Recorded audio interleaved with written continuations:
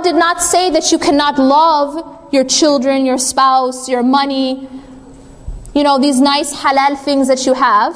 It's okay to love those things. How do we find a balance where those things are loved but they do not own us? How do we find a balance so that our greatest love, أَشَدُّ حُبًّا لِلَّهِ. In another ayah, Allah subhanahu wa ta'ala warns us. قُلْ إِنْ كَانَ آبَاؤُكُمْ. Say if your fathers, your sons, your spouses. Now here in this ayah, Allah lists about 8 things. And by the way, all of these things are halal. All of them are halal. Is it halal to love your parents? Is it halal to love your children? Is it halal to love your spouse? Is it halal to love your relatives? Is it halal to love your halal business or your home? However, Allah warns us of something in this ayah. He says that if any of these things are more beloved to you than Allah and His Messenger and striving in His cause, then wait until Allah brings about His decision. And Allah does not guide the defiantly disobedient ones. Now there's a message in this ayah that a lot of us don't realize. And that is that the things that distract us from God are not always necessarily the haram things. The clubbing, the drinking, the drugs, the alcohol. No, sometimes they are the halal things. Sometimes they are the halal things that we take and we love as we should only love Allah. And that's the secret that a lot of us didn't learn. We don't realize what's the problem. I'm a mother, I love my children. So what's the problem with that? The problem with that is that when I love my children and they overtake and they become my center instead of Allah, that's a problem. Even though of course it's halal to love my children. My spouse, when I take my spouse, it's not a boyfriend, it's not a girlfriend, I'm married, right? You take your spouse and you put them at the center of your existence. And your life starts to revolve around them. And what you think about most is them. And what you want to please most is them. And what you fear most is them. And all of a sudden, where is Allah in the equation? That's the problem. And this will happen with halal money, this will happen with your spouse, this will happen with your children, with your parents, with your business, with your house, which you delight in, the ayah says. But when those things you start to focus on and revolve your life around, that's when you have a problem. Even though they're all halal. The question remains, how do we find a balance? Because it's natural for a mother to love her children. It's natural for a spouse to love their spouse. It's natural to love these things. Now the question is how? And this is where I want to bring in a concept which is mentioned in the book. It's a concept of what we hold in our heart and what we hold in our hand. And there's a difference between holding something in the hand and holding something in the heart. This is conceptual. But what it's talking about is this. Whatever we hold in our heart is a serious attachment. It's something I'm dependent on. What I hold in my heart is the thing I revolve my life around. It's the first thing on my mind when I wake up, the last thing on my mind before I sleep, what I think about all day, what I'm most afraid of, what I'm most interested in pleasing. It becomes the center of my world.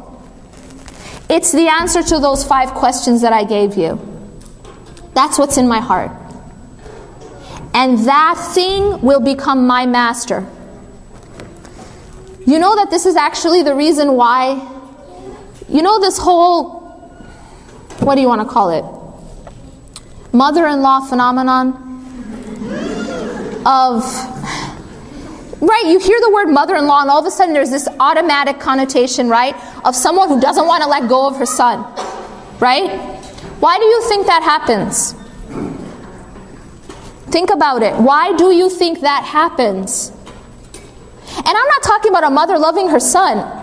I'm talking about the unhealthy attachment of a mother to her son to such an extent that when he gets married, she is not able to let go. It's to such an extent that it creates problems between the husband and the wife. To such an extent that the son has to choose between his wife and his mother. That should never happen. To such an extent that he has to constantly tell his mother that I love you more than my wife. That's not healthy. Why do you think that happens? Do you know why that happens? That happens because the mother took that child, and for his entire life, he was at her center. He was at her center. She may have believed in Allah, but he was at her center. Her child was at her center. Now, if you take your child, your son in this case, and you did tawaf around him your entire life, you guys know what I'm talking about? Like, he didn't have to do anything for himself. Like, you did everything for him. You fed him to his mouth till he's like 20-something. Right? You do everything for him. He never lifts a finger because your life revolves around him. First of all, you're harming your child when you're treating them in that way. That's not love, by the way. That's not love. That's insecure attachment, that's dependency, and it's not healthy. Allah is supposed to be at the center, not your child, not your spouse. So what happens then when he grows up and he gets married? You have an unhealthy consequence. And it's because an unhealthy attachment brings about unhealthy consequences in our personal lives, in our collective lives, and in the society. And this is just one example. This is the reason why someone who, when they lose stock or the stock market crashes, they take a pistol to the head. Why does that happen? Why does that unhealthy consequence happen? It's because that person took their stocks, took their money and put it at the center of their life and revolved around it. Why does Romeo want to kill himself or Juliet want to kill herself when they don't have the other person or they think the other person is gone? It's because Romeo took Juliet and put her at the center, and Juliet took Romeo and put him at the center. That's not love, that's worship. That's not love, that's worship. And that's what we have to understand. That proper love, that healthy love, is never to take something other than Allah and put it at your center. It's to love in a healthy way. And to love in a healthy way means that you love without attachment and without dependency. By the way, this is very difficult. It's just very difficult sometimes. And this is something that Allah subhanahu wa ta'ala sometimes trains us to do. You know, one of the ways in which Allah trains us to do this is actually through the concept of pain. Think about a person who's standing in the kitchen and you accidentally touch the stove with your arm, but you don't see it, right? It's the back of your arm, and you touch the stove. What makes you move your hand? It's the pain, right? So what has Allah designed the pain to do for you? The pain is an indicator that you need to make a change. So in this case, the pain of being burnt is an indicator that you need to move your arm, right? Do you know that emotional pain is very similar? When you take your child, when you take your money, when you take anything else and you put it in the heart in a place that only God should be, guess what happens? It hurts you. And that very thing that you took and you replaced Allah with that thing will become the source of your greatest pain. Allah has done that. Allah has given us this mechanism as a mercy to tell you that you need to make a change. There's a problem. You know when you have those very painful relationships? Very painful relationships. And it keeps hurting you and it keeps hurting you until what happens? You make a change. And that's the point. That it will hurt you because it's not healthy. The pain, the anxiety are all signs that there needs to be a change made inside in your attachment. So Allah subhanahu wa ta'ala directs us. One of the easiest ways to break our false attachments is to find something better to love. I'm going to use this example. It's an example I use in the book as well, because I think it illustrates this concept. If you think about a child, and you know when a child falls in love with a toy, I mean, they just become consumed. So imagine a child who falls in love with a toy car. He's walking by the toy store and sees the toy car in the window. Now that child, if he gets his hands on that toy car, good luck taking it away. He will not want to do anything else, just play with the car. Maybe to the point that he doesn't want to eat, sleep, go to school. I just want to play with this toy.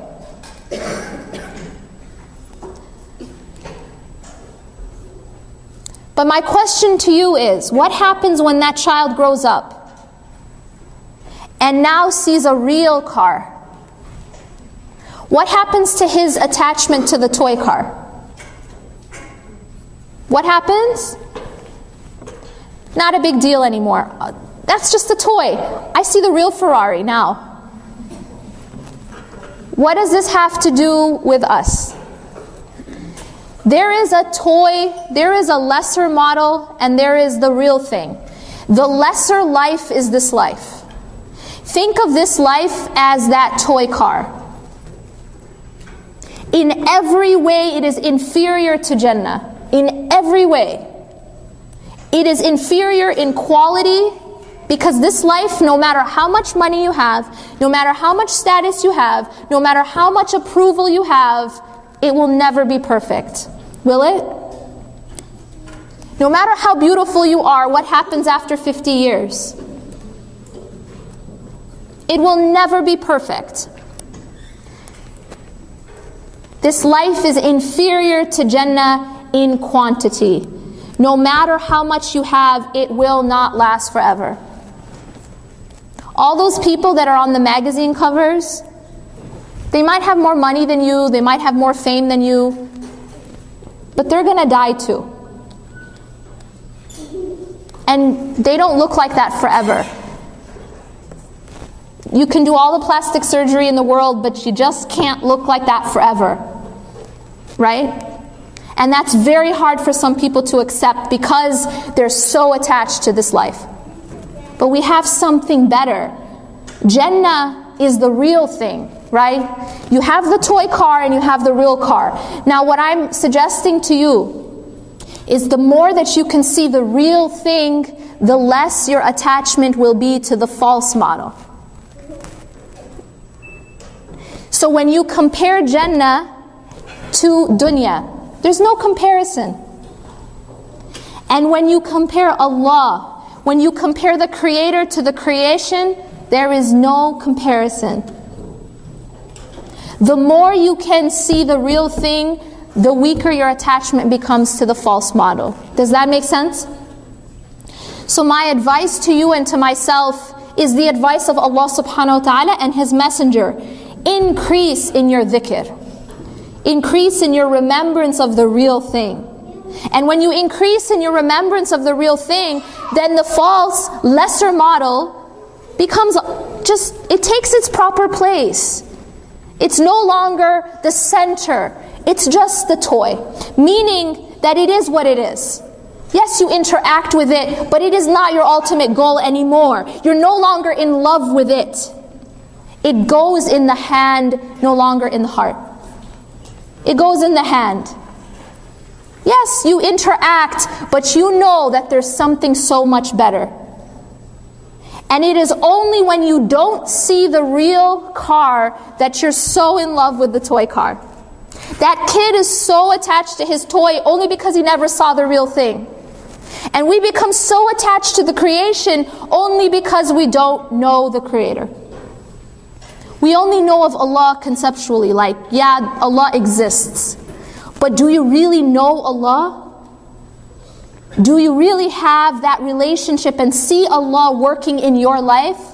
Probably not. And the more that you do, the more that it becomes easy to refocus the heart.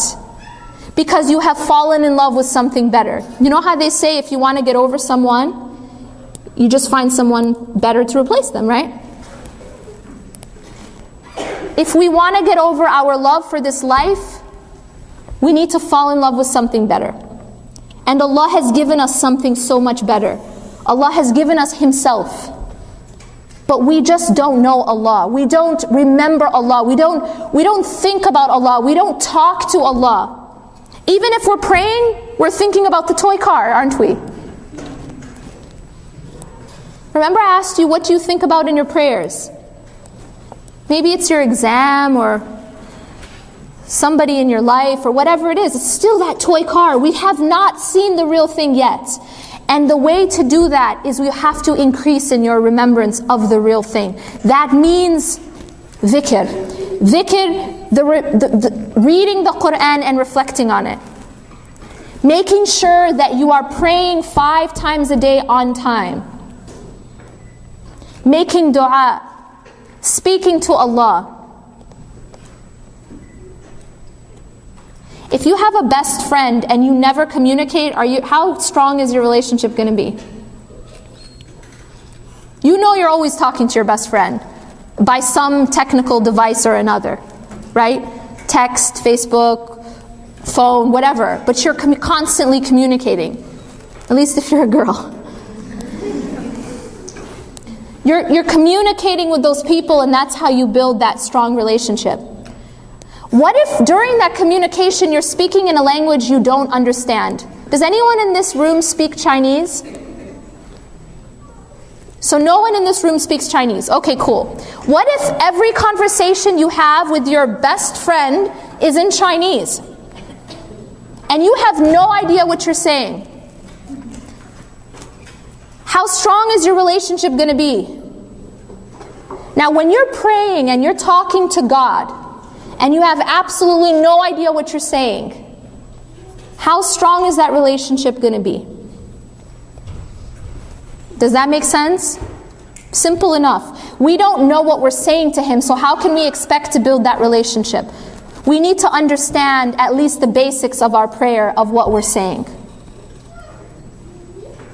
Finally, I'll tell you that the more you remember God outside of your prayers, the easier it will be to remember God inside of your prayers. So we have to work on remembering God more, just in general. And the more we remember Allah, the more we are feeding the heart. Think of dhikr, the remembrance of God, as air. Air that you breathe, but it's air that your heart is breathing. And it keeps the heart alive. And the moment you cut off air, what happens to the body?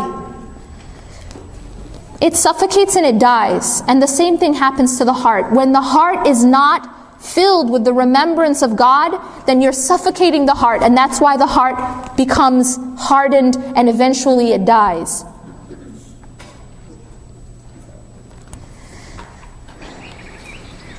You know, sometimes I think,